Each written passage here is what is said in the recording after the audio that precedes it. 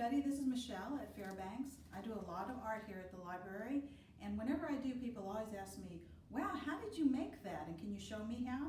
The answer is probably, no, I can't, but I'll tell you what I can show you how to do. Okay, so today we're going to make paper flowers. Now when I first wanted to learn how to make paper flowers, I did what any of you will do, and that's go to your local library and try to check out some books on making paper flowers. The one that I found that was the most helpful was this one. It's called The Exquisite Book of Paper Flowers by Livia Setti, and it is available at hcpl.net. So the paper flowers we're going to make today are from book pages.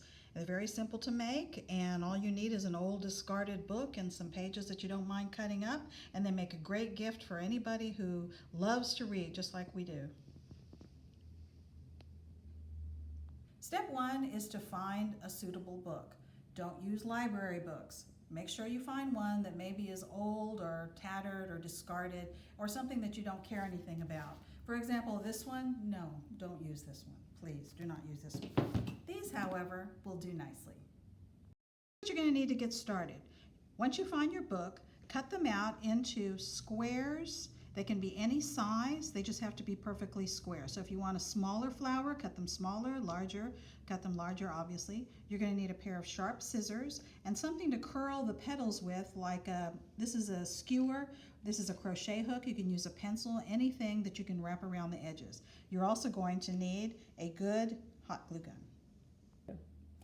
So now you have your 4 squares and you're ready to start cutting your flower. So each flower is going to take 4 squares, and the way you're going to fold this is you're going to fold it 3 times.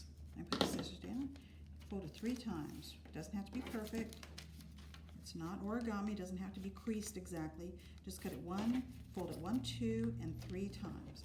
Then with the sharp scissors, you're going to cut a petal form. So open up like a butterfly, so make sure that your crease is on this side and your point is facing down, and you're going to cut the shape of a flower petal. Like this, like that. And you're going to do that to each one of these. Just fold it 3 times. 1, 2, and 3. Make sure it opens up like a butterfly so the crease is facing you. And use your other one that you just cut as a template so that they're all the same size. And that's the second one. 1, 2, 3. Use your template and cut your petal. Don't worry about it matching exactly. It doesn't have to match exactly. Second fold, 3rd fold, crease is facing me. Use your template and cut your 4th petal, like that. So now they look like this. They're all the same size. And what we're going to do is cut a little hole at the bottom, and this allows you to, when you're building your flower later on, push the petals in a little bit deeper. So go ahead and cut the bottoms off just like a snowflake, because when you open it up, it's going to open up with a little hole at the bottom. Go ahead and discard the rest of that. So that when you open it up, you're going to have 4 of the exact same flowers, see, with the hole in the center. And they look like daisies now, but trust me, they're going to look like roses in just a couple of minutes. So there's your 4 flowers. And here's how we cut them. Open up the first flower, and we're going to cut out 1 petal. You see how they're all folded into 8 different segments? Cut out just 1 petal, but save the petal and save that aside because we're going to use it. On the second flower, we're going to cut out 2 petals. So 1, 2, again, save it because we're going to use it later on. This one, we're going to cut out 3 petals. 1, 2, 3, save it, put it aside. And guess what? How many petals we're going to cut out here? 4. So that's about half of the flower. Go ahead and cut it in half like that and set aside, and now we're ready to glue. Okay, now we're ready to assemble. So I've set them in order by size in descending order, so largest down to smallest, and that way it'll help me to stay organized when I start putting them together. So the first thing we're going to do is take the one that only had one petal cut out because it's the largest, and see how it kind of cups together like this. You're going to need your glue gun here. Be careful you don't drip. Be very careful with this because I always burn myself. And you're going to just put some glue here on the one that you're going to glue together, and you're going to take the last two and just glue it together like that. See how it kind of forms a little pocket like that? And do the same with the next one. I just put the one petal on top of the other so that it appears to be one petal. You can, if you mess up or you feel like it's not set there perfectly, you can go back in and trim it. But I'm keeping them in order so that I can keep track of the size.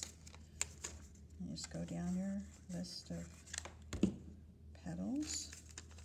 And if you're having trouble curling it like this, you may have a little bit of trouble. See how that one is a little bit bigger? You can always go in and trim that one. Some more glue. It's very hot.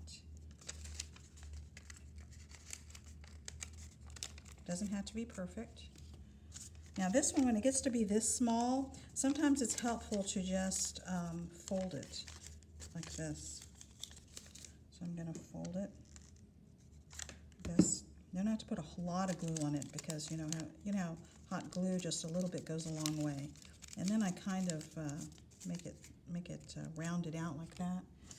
Same with this one. That's just now we're getting really, this is where it gets tricky, and this is where it gets kind of dangerous because it can burn your fingers because your fingers are in such close proximity when you're rolling it, and it's so very hot.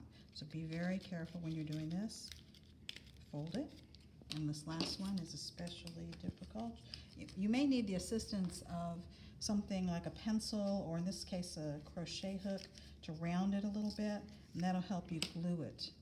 So we'll go ahead and put a tiny bit on there, and we're going to roll it shut like this. And this is going to be the very center of your rose. So you know how in roses the center part is kind of curled up like a rolled up a little paper towel or something? That's how it looks. And now you're ready to put them all together. The part where you try to make it look more realistic. Real roses, when the petals grow out, they kind of fold over and they roll. So in order to simulate that on these paper ones, you have to use something small and rounded. In this case, it's a crochet hook. And you just take it and just kind of roll it tightly, and it'll roll out like this. And do that to each one of these petals.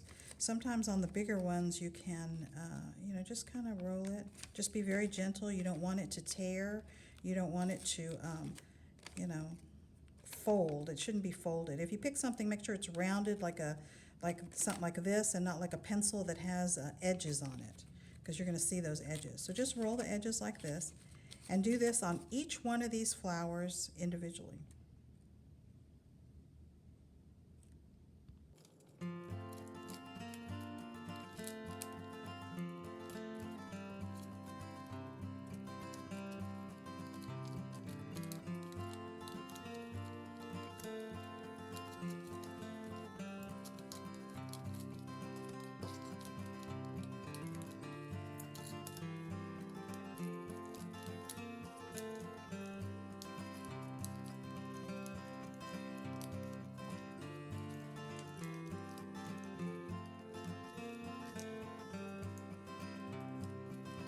Now it's time to glue. So take your largest petal cup here and open it up. You see the hole there? And you're going to glue the next larger one into here. Now, when you place them inside here, make sure that they're not lined up with the same petal, because you want them to be a little bit on the area where there is no petal so that it appears bigger. So take the smaller one and put a little glue on the outside. Doesn't have to be. Now I've tried other kinds of glue doing this, and hot glue works better because it dries faster. And if you use like an Elmer's glue or even a tacky glue, it doesn't seem to hold together as well. So go ahead and push it in as far as you can. Go to the next one and put a little glue on the side. Sometimes I go up a little on the side so it can stick to the inside better, and push that one in. You see how it's starting to look like a flower? And go to the next one. And push that one in, like that. Go to the next one. I got glue strings.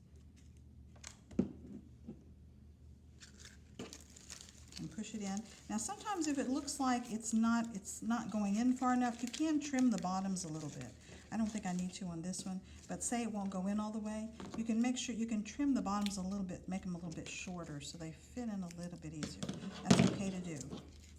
Alright, so we're going to go with the next larger size, put a little glue on that, and we're almost done.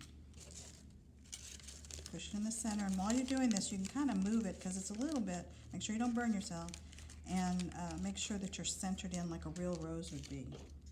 And the last one, put a little glue on the ends, and right there in the center. And pretty soon, as soon as it dries, look what you've got, a beautiful book page paper rose.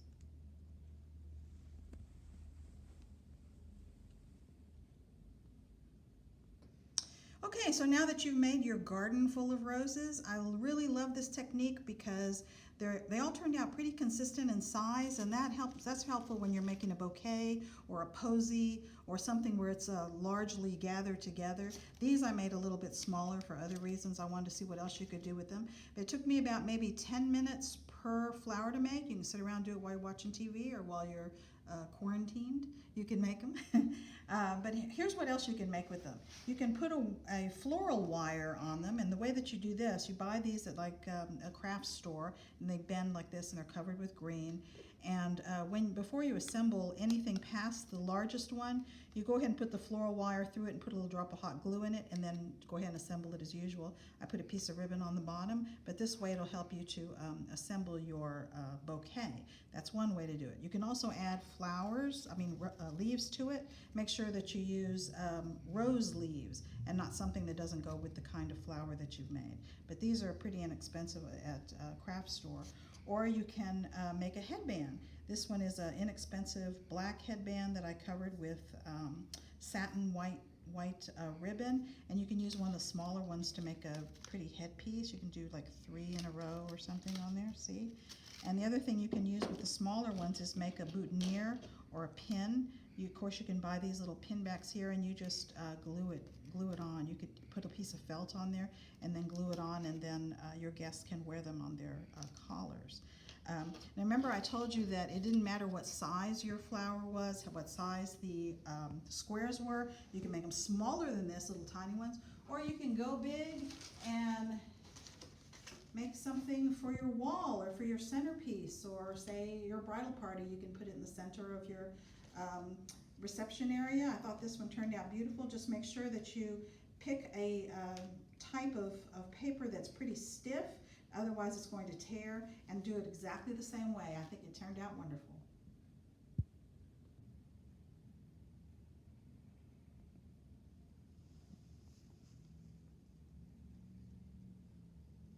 Videos like this, make sure to follow us on our social media, here, and here.